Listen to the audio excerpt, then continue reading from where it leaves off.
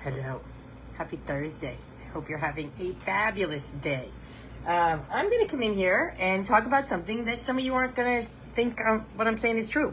And some of you are probably going to come at me. And that's okay. And I'm going to talk about it, and I'm going to keep talking about it. I'm going to talk about it over on TikTok, where I'll definitely probably have people telling me I'm lying and it's not the truth. But I'm going to talk about it anyway. Because this, as far as myths go, and that's what I've been working on this week, this is probably the number one myth slash lie slash non-truth that exists. So I'm sure you've heard this, and there are a lot of people that I really like that are in the similar space as me that are other coaches. This is my dogs with their toys. I hope you can't hear that. And there are a lot of them that are saying this as well. And it's kind of what I have to talk about it. And because it's just, anyway. But you have probably heard this, whether it's from a coach, whether it is from I see it a lot, especially in like more fitness than health. But you probably have, right? If you're not losing weight, it's because you're not in a calorie deficit. As though it were that simple. And if you are a woman in perimenopause or postmenopause, you have probably felt the sting of that, right? Because you are probably doing a lot. You're probably eating less. You might be, even though I don't think you need to, you might be tracking, you might be lifting, you might be walking, and yet nothing's happening. So that logic makes you feel like there is something wrong with you, something wrong with your body. But I want to say something really clearly here. A calorie deficit is necessary for fat loss. I am in 110% agreement that, without a doubt, you have to be taking in less than you're putting out, right? Did I just say that right? Yeah. Expending more than you're taking in. Yeah, there we go. That part is true. But here is what's also true. That is not the whole story. So when your hormones are fluctuating, are shifting, are changing, when your sleep is wrecked, and when your stress is at an all-time high, that calorie deficit does not necessarily hold all the power. So I saw this coach throw this analogy around, right? If you were dropped on a desert island and given enough food to survive, right? There was no drive-through, there was no this, there was no that, right? And you had just the bare minimum, you'd lose weight. And in theory, sure, absolutely. But what if that person you dropped on that deserted island, was a woman in perimenopause or even postmenopausal? Someone whose hormones were still fluctuating, or maybe had tanked themselves down to where they do exist at postmenopause, which is next to nil. Maybe she's barely sleeping, hasn't hardly slept in 3 nights, whose stress is through the roof, and now she's dropped on a deserted island. That's not a textbook body anymore. All of that changes the equation of just calories in versus calories out. This body that this woman with her hormones going crazy, not sleeping, overly stressed out, that body of hers is doing everything it can to preserve energy, not burn it. That's a body that's in survival mode. Because in menopause, into postmenopause, your body becomes more protective, right? It's more reactive to stress. It's more resistant to extremes. It couldn't care less about your MyFitnessPal math. It cares about the safety of you overall. So yes, technically, a deficit in calories should lead to weight loss.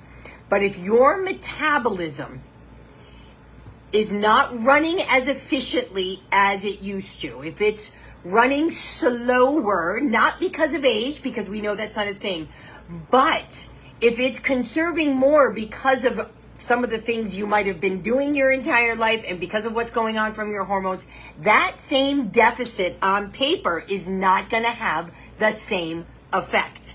Is that making any sense? So this isn't just me making things up. There is science behind this. A 2020 review in Nutrients confirmed that chronic stress increases cortisol, which promotes abdominal fat and disrupts your metabolism. A 2021 review in Journal of Midlife Health emphasized that estrogen loss in menopause, my toe is getting licked by my dog, leads to a slower metabolism, reduced insulin sensitivity, so insulin resistance, and changes in fat distribution. A 2020 study in Obesity Reviews explains how years of dieting can lead to metabolic adaptation. Your body literally burns fewer calories at rest. And a 2022 meta-analysis in Nature and Science of Sleep confirms that less sleep affects your appetite and satiety, which are your hormones, leptin and ghrelin, and makes fat loss harder. So this is why so many women say things like, I'm eating like I always did, but now it's not working. Because again, the body isn't the same body. Now, these are the most recent reviews. There are tons more going back into the mid and early 2000s. I tried to find the most current ones because I didn't want you telling me I was throwing outdated information at you, right? So here's this woman. Here she is. Here's my perimenopause woman. Almost all the women in my group, all the women I talk to, she's experiencing this. She's doing all the things right. She's in a calorie deficit, but she's not losing weight. So what does she do? What do you do, maybe? You eat even less. Maybe you start skipping breakfast to try to save the calories. Maybe you start cutting your carbs back, even the good ones, right? You tell yourself you need more discipline. But the truth is, she's not the problem, you're not the problem.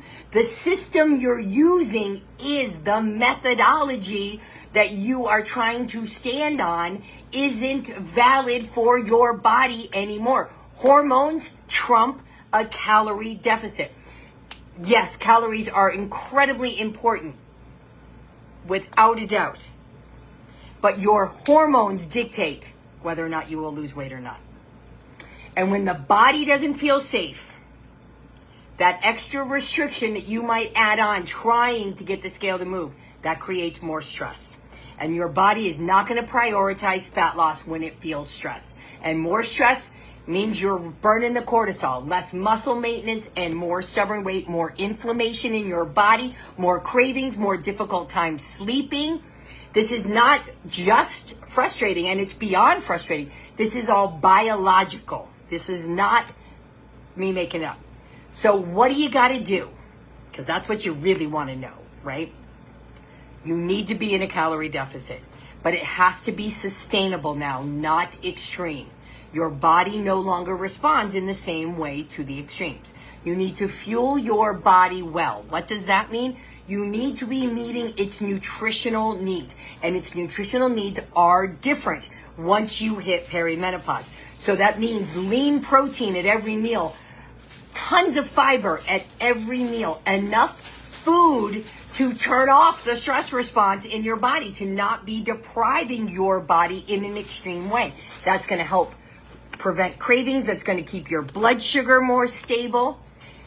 You have to, non-negotiable here, it's not a would be nice, it's not a, yeah, that sounds great. It is an absolute 100 positively %. You have to start managing your own stress. It doesn't mean changing everything in your outside world. It might mean learning to say no to some things, absolutely. but you also need to bring in practices that help your body reset your nervous system, to help you go from the sympathetic, your stress response, to the parasympathetic, your rest and digest. If you don't know how to do that, you are probably running around in a chronic state of stress. That is the nature of our world these days. You want to know why we're having more weight issues in menopause? Besides the change in our food over the last 50, 100 years, look at how much more stress women are carrying that they never used to. You don't think that has an effect? It absolutely 100% does. And you absolutely 100% have to be figuring out a way to get better sleep. Not in the, would be nice to have, but just like stress, this is a non-negotiable. It's not just what you do at night. It's not just a good sleep routine. It's not just consistent bedtimes. It's not just getting off your phones, but it's how you eat all day. It's how you move all day. All of that comes into play. And you have to be moving your body regularly, especially strength training, to protect your muscle and your metabolism. And you have to, again, another non-negotiable here, you got to stop treating your body as though it's a laboratory specimen or a calculator. And you have to understand that it's a system and everything works with each other or against each other. Because real fat loss in menopause isn't really about whether or not you're in a calorie deficit, but it's about creating this homeostasis, this harmony in your body. Now, those of you that don't agree with me, come on and tell me how. Let's talk about it. If you think I'm insane, so be it. But I will not stop screaming this from the rooftops because it's what I see holding so many women back. I was at 1,400. Now I'm going to go to 1,200. Well, that's not working. Let me go to 1,000 calories. Well, let me try 800 a couple days. And every time you do this, you are creating more and more stress in your body, less and less safety in your body, and you are messing with your metabolism every time. If you're losing a pound a month, what you're doing isn't working. Now, we're not going to be losing 10 pounds in a month, but that's really on the low side. And that's usually because your body is probably like, trying to hold on so hard, but it's got to let a little bit go. I mean, I really want you to be real with yourself. You are not broken. Your body's not broken. It's not that calories don't count, but you have to look at your body as a whole different being now. What worked in the past doesn't matter. Couldn't care less. Doesn't matter. What you did in COVID to lose weight doesn't matter. Doesn't. What you did 6 months ago might not even matter, depending upon where you're at, right? Doesn't matter. I want you to know that you are going to have to do things different. If you keep searching for diet after diet, you're going to keep getting frustrated after frustrated. I don't want you to keep wasting time trying to out-discipline biology. Okay? So, that's the big myth I got for you today. If you want more information like this, if you want to learn more, you should come join my Facebook group if you're not in there. Menopause Wellness Made Simple. Because it really doesn't have to be that complicated. I really want it to be simple for you. If you have questions, you can leave it here, comment, whatever it may be. I am always open for feedback, good or bad, or send me a message, whatever you'd like. Have a great rest of your day. And please feed yourself.